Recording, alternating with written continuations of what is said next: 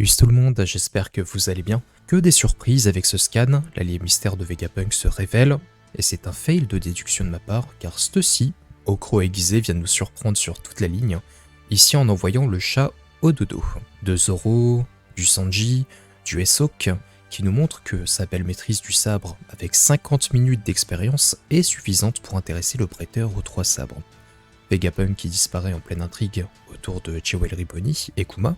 Qu'est-ce qui s'est passé pour que le narrateur prenne l'information? Egghead nous cache-t-il encore un invité surprise? Qu'en est-il du Gorosei dont le représentant Saturne en personne semble vouloir prendre de force les Séraphins? On va analyser tout ça, décortiquer chaque page ensemble, alors accrochez-vous, c'est parti.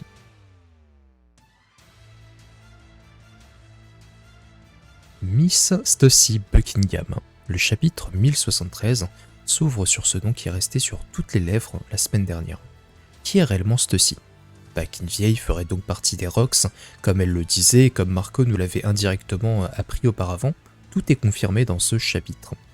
Petit aparté sur Vegapunk qui crée des chars à fleurs et nous montre le rendu sur TikTok. Sa tête fait flipper, je vous laisse juger, on dirait qu'il est défoncé. J'irai pas plus loin à ce niveau-là. Et en arrière-plan de Judge, Shizar et Queen dégoûtés.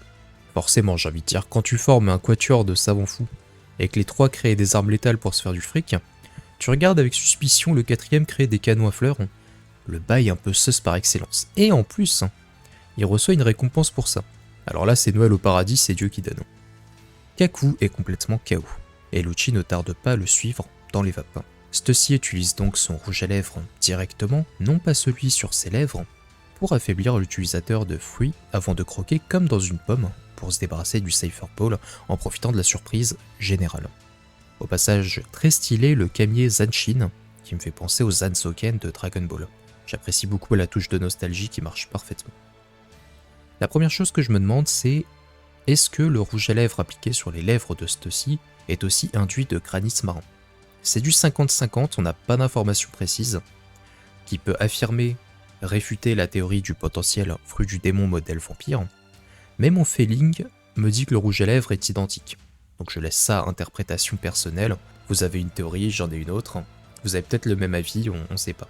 Seul point notable que je peux noter, les fruits du démon sont généralement introduits comme pour Lucci par exemple. Quand ils nous sont par exemple nouvellement introduits, il y a un retour. Ici c'est purement la première fois. L'auteur aurait pu nous placer une petite case introductive, et c'est pas le cas. Il s'agit peut-être d'une nouvelle race, créée par clonage ou reproduite. Il faut le rappeler, les vampires existent. Sur le Lucia, en tout cas, bon, ils ont été pulvérisés, mais ils existaient. On y est finalement. Stussy se révèle au grand jour comme l'allié de Vegapunk. Après 20 ans de clandestinité, elle était finalement une sorte d'agent triple, fournissant des informations sur Vegapunk au Cypher Ball, avant de les trahir pour Vegapunk. C'est assez ironique, assez étrange, et surtout ça répond pas à une question que je me pose depuis 3 semaines au minimum. Est-ce qu'elle est capable de désactiver le dôme frontière par la pensée? Est-ce qu'elle a une télécommande? Le truc c'est qu'elle restait surprise lorsque ça s'est produit, souvenez-vous dans les chapitres précédents, ce qui n'exclut pas finalement un autre invité mystère dans le laboratoire. Et ça j'y reviendrai très vite. Les Séraphins partent en vrille encore une fois, et qui dit affrontement attendu, on y est enfin. Zoro reconnaît parmi ses enfants une figure plus que similaire, avec son célèbre mentor durant l'ellipse, le plus fort épéiste du monde, j'ai nommé Dracul Mihawk. S-Hawk s'apprête donc à trancher l'élite dans le chapitre, lorsque le héros aux trois sabres s'interpose en induisant ses deux lames de Haki dans un clash incroyable et c'était inattendu et attendu à la fois. Donc je suis un peu mitigé, mais c'est banger. Quelque chose qui attise ma curiosité par ailleurs.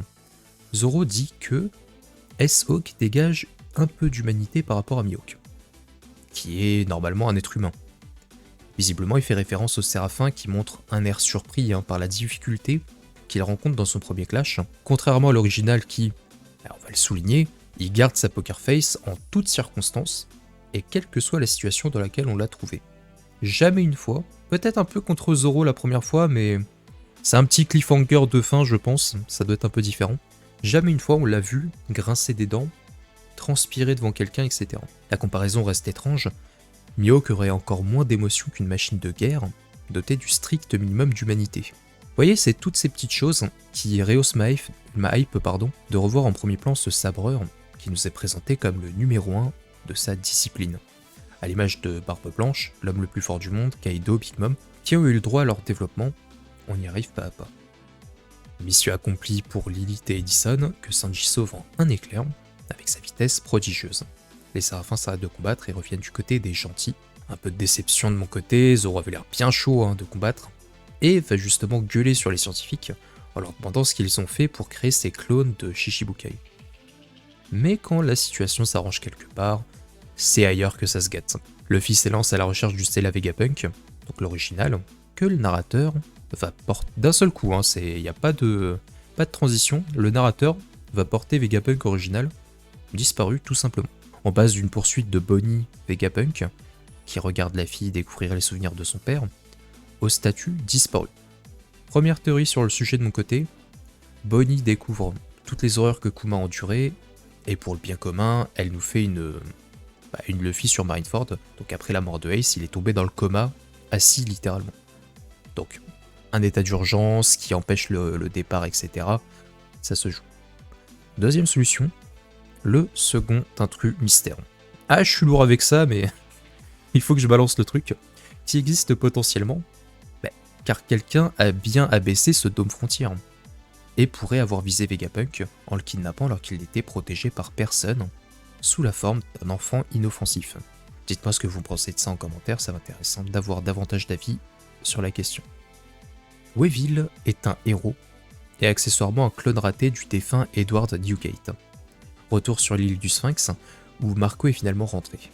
La marine, et plus particulièrement une division pourrie de l'intérieur, à l'image de l'officier Nezumi, qui avait entubé Kokoyashi, le village et Nami, à l'époque, ont voulu s'emparer du trésor de Barbe Blanche, en agressant les villageois pour parvenir à leur fin. Reprise de la batte into la montagne, pour ses crapules d'eau douce, point bouche, comme on dit dans le quartier, Weevil a protégé l'île en l'absence de Marco, mais s'est fait capturer par l'amiral Aramaki. Bon, on en parle mal, je me moque de lui à chaque occasion, il a merdé sur Wano Kuni, ça c'est inexcusable, factuel, soyons tous d'accord. Mais ça a le mérite de rehausser son palmarès d'un demi-point. Weevil est quand même une force de la nature, certainement au-delà de quelques fourreaux rouges réunis, mais possède un véritable point faible, ses jambes qui sont normales. Un défaut flagrant et anormal, qui peut encore une fois justifier son statut de clone loupé. Ce qui va accompagner la déclaration de Bakin à Marco, si tu n'es pas convaincu, va en parler à Vegapunk. Si Weevil va à Impel Down, il rejoindrait Doflamingo, et vous connaissez ma théorie sur le sujet. Je vous invite à voir ma vidéo sur la Cross Guild et sur mon analyse de leurs potentielles actions. Tout pourrait s'emboîter. Crocodile s'arrange pour profiter du chaos, la marine qui va dans tous les sens, qui est éparpillée, pour assiéger la prison. Il libère Doflamingo, donc son ennemi juré, certes, mais qui possède des connaissances sur Marie-Joise, secrètes, et profitables pour une organisation qui cherche à les mettre en PLS. À tout ça, une force de frappe nommée Weevil, qui pourrait les suivre à défaut d'avoir sa mère, un enfant manipulé par le grand méchant loup. Banger du chapitre, et je ne parle même pas de Mihawk, là c'est un demi-banger, là c'est un banger total. L'un des 5 doyens, vous savez les personnes qui sont clouées sur leur siège depuis 40 ans, se déplace vers Egghead avec Kizaru, très probablement pour faire jouer de son autorité et récupérer la force de frappe, les Séraphins.